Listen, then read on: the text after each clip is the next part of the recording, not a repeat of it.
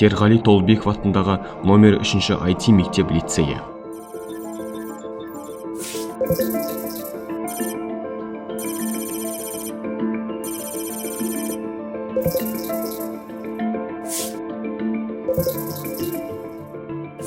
Ғабит Мүсірепов жазушы, драматург, сыншы, мемлекет және қоғам қайраткері.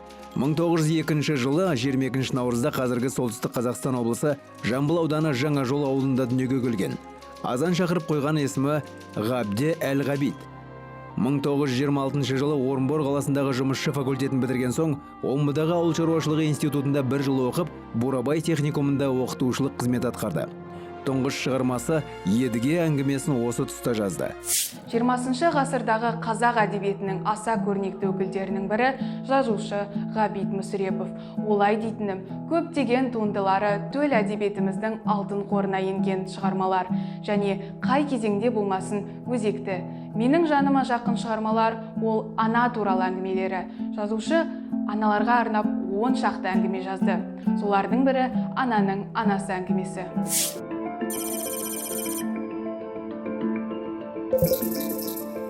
Ананың анасы әңгімесінің негізгі мазмұны ел арасында кең тараған аңыздан алынған.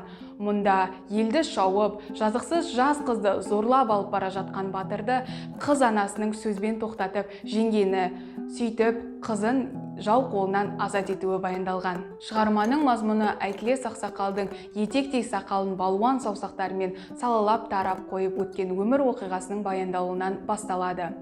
Әңгімеде намысқа шабар білегі, әділетті таныр жүрегі бар, бірақ ел әкімдерінің алдауына түскен аңғал батыр жалпақ балуанның бала бидің қолшоқпары болуы, жүрегін жарып шыққан қызының тағдырына шырылдап арашашы бола білген абзал ананың өжеттігі айтылады.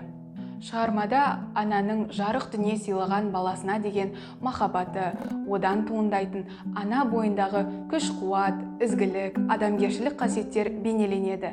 Ананың құдіреті баяндалады.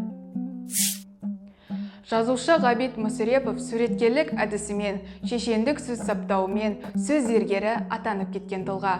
Мұны мен осы әңгімеден анық байқадым. Түрлі психологиялық көңіл-күйді бастан кешірдім. Ашуландым, ыза болдым, жаным ашыды, тіпті көзіме жас келді. Соңында рухтандым. Ананың махаббаты мен қайсарлығы жеңген осы оқиға маған қанат бітірді.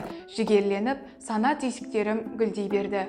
Құрметті оқырман, сіздерге ананың анасы әңгімесін оқуға ұсынамын.